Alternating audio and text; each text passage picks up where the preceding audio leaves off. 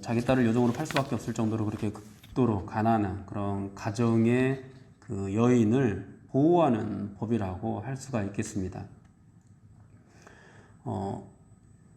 우리가 이제 앞에서 살펴봤던 그 남자 종 같은 경우는 6년 동안 그 종으로서 일하고 7년째 되면은 그냥 내보내야 된다라는 그런 규정이었는데, 오늘 말씀 보니까 딸을 여종으로 판게 된 경우는 그렇게 하면 안 된다라고 말씀을 하고 있습니다.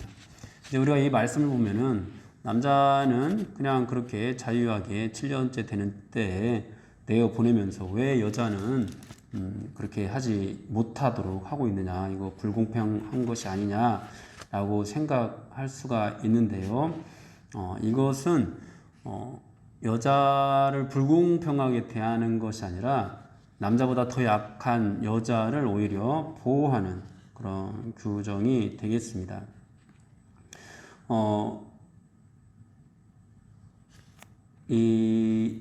그냥 내보냈을 때 정말 아무것도 할 수 없는 그 여자를 이 주인의 집에서 함부로 내보내지 못하게 해서 끝까지 책임을 지도록 하는 그런 규정이 되는 것이죠. 이제 이 여종을 데려올 때는 주인이 이 여종을 자기의 아내로 삼거나 또는 뭐 첩으로 삼거나 아들의 아내를 주거나 해야 되는데, 그렇게 데려왔으면은 그에 걸맞는 그런 대우를 해주라는 그런 규정이 되겠습니다. 8절 말씀을 보니까 주인이 여종을 원하지 않을 때 주인이 자기 마음대로 그 여인을 처리하지 못하게 그렇게 말씀을 하고 있습니다. 그러면서 그를 기뻐하지 아니하면은 속량하게 해야 될 거라고 그렇게 말씀을 하고 있는데, 이 속량이라는 것은 그 여종에 대한 값을 지불해서 내보내야 된다라는 거죠. 내보낸다 하더라도 값을 지불해야 된다라는 것을 의미하고, 그러면서 그 여인을 외국인에게 또 팔지 못하도록 그렇게 명령하고 있습니다. 그러니까 돈에 팔려온 사람이니까 아무리 뭐 자기 아내로 삼기로 하고 또는 뭐 첩으로 삼기로 하고, 또 더 이제 좋게 본 경우에는 아들에게 이제 자기 며느로 아들의 아내로 주어서 자기 며느리로 삼기로 하면서 데려온 여인이지만, 돈에 팔려온 여인이니까 얼마나 또 하찮게 대할 수가 있겠습니까? 그런데 그렇게 하지 말라라는 거죠. 그를 함부로 대하지 못하고, 만약에 상전이 그를 기뻐하지 않아서 그 여자와 관계하지 않게 된다면은 그 여자를 속인 것이니까 절대로 그 여자를 함부로 대하지 말고, 또 외국인에도 팔지 말고, 만약에 다시 집으로 돌려보낼 거면은 그냥 빈손으로 돌려보내지 말고 네가 그 여인을 사왔던 그 값을 그대로 또 지불하고, 여인을 집으로 드릴 때도 돈을 지불했지만은 또 다시 그 여인의 집으로 돌려보낼 때도 그 값을 지불하고 모든 것들을 속량해서 그렇게 되돌려 보내야 한다라는 그런 말씀입니다. 이처럼 이 여종에 대한 책임을 끝까지 지도록 한 거, 이거는 여인을 보호하기 위한, 여종을 보호하기 위한 그런 배려라는 것들을 우리가 기억해야 됩니다. 9절 말씀에서는 이제 그 여종을 주인이 자기 아들에게 주기로 하고 데려온 그런 경우에 대해서 말씀을 하는데요. 만약에 그 여종을 자기 아들의 아내로 주기로 하고 데려왔다면은 그것은 입양과 같은 그런 효과가 있다라고 말씀을 하고 있습니다. 딸같이 대우하라고 말씀을 하는 것이죠. 그래서 비록 종의 신분으로 시작을 했지만 결혼을 통해서 가족이 되었고, 이제 그에 걸맞는 보호를 하도록 그렇게 말씀을 하고 있습니다. 아무런 소망이 없는 여인이었습니다. 집이 너무나 가난해서 부모도 그렇게 동의를 하고, 자기 자신도 어린 12세 미만의 어린 나이지만은 자기 자신도 동의를 해서 그 집에 팔려온 그런 여인이었습니다. 얼마나 그 마음에 큰 상처가 있겠습니까? 또 그렇게 팔게 된 부모도 뭐 악의로 그렇게 판 것이 아니라 정말 가슴이 아파하면서 어쩔 수 없이 그렇게 하지 않으면은 그 가정뿐만이 아니라 이 딸을 이제 양육하는 것조차도 너무 힘이 드니까 그렇게 보낸 그런 경우일 건데 얼마나 가슴이 아프겠습니까? 그런데 자칫 그렇게 된 경우에 이제 이 사람을 하대해서 이 주인의 집에서 학대하거나 함부로 대하거나 또 이제 마음이 변심을 한 경우에 또 함부로 막 또 다른 사람에게 팔아버리거나 이런 경우가 생길 수 있는데 그렇게 하지 못하도록 말씀을 하고 있는 것이죠.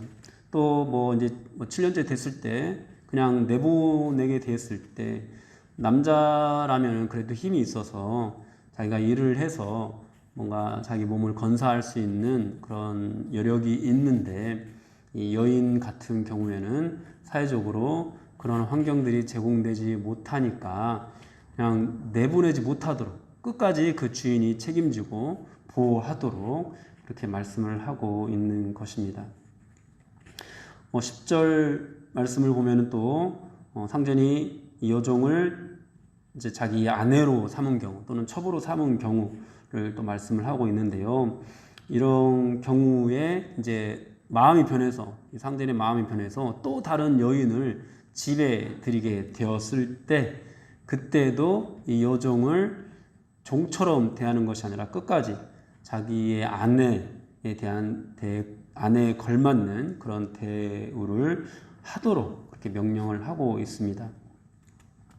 그에게 그 여자에게 음식과 의복과 동침하는 것을 끊지 말도록 이 아내로서의 모든 권리를 그대로 여인에게 주면서 보호를 받도록 그렇게 말씀을 하고 있습니다. 그렇게 보호를 받다가 결국 또 나중에 이 세 가지를 주인이 시행하지 않는다. 그러면은 이제 여자는 이제 속전을 내지 않고 또 거저 나가도 되는 스스로가 또 나가고 싶으면은 거저 나가도 되는 그런 말씀들을 오늘 주고 있습니다. 이와 같이 여종에 대한 모든 규례도 이 여종을 구속하는 그런 규례 또는 뭐 남자 종과 조금 더 차별해서 여자는 못 나가도록 하는 뭐 그런 규례가 아니라 이 여종이 조금이라도 더 보호를 받을 수 있도록 배려하는 그런 법이었습니다. 남자보다도 더 연약한 위치에 있는 여성을 보호하기 위한 그런 법이 되는 것입니다. 이런 법들은 정말 사회적으로 아무런 소망이 없는 사람들이 마지막으로 기댈 수 있는 그런 보호 장치였습니다. 극심한 가난에 빠져 있는, 그래서 아무 소망이 없는, 종으로 팔리는 것 외에는 더 이상 아무런 방법이 없는, 어쩔 수 없이 딸을 종으로 팔아야겠던, 또는 이제 앞에서 뭐 스스로 이제 남자가 자기가 종이 되기로 해야 했던 그런 극심한 가난 가운데 있는 그렇게 연약한 사람들을 하나님께서는 보호하도록 하셨던 것입니다. 여러분, 십계명 이후에 이스라엘 백성들에게 이 사회에서 일어나는 어떤 여러 가지 일들에 대해서 규례하는 법을 처음으로 주시는 처음으로 주실 때 이 종에 대한 규례를 주셨다라는 것들을 우리는 기억해야 됩니다. 이거는 오늘날에는 뭐 노예 제도가 없으니까 종이 없어서 우리에게 전혀 적용이 되지 않을 수도 있는데 그렇지 않습니다.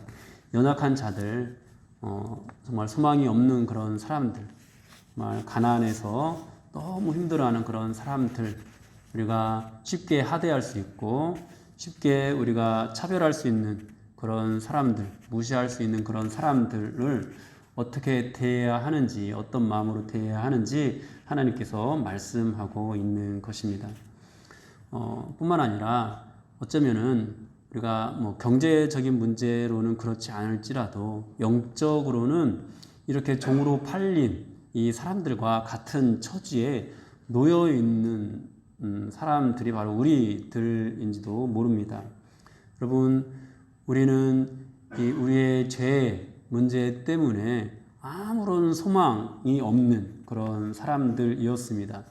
그런 우리를 하나님께서 우리 죄를 속량하시고 우리를 당신의 아들의 신부로 삼아 주시기로 모든 것들을 약속하시고 우리를 구원해 주었습니다.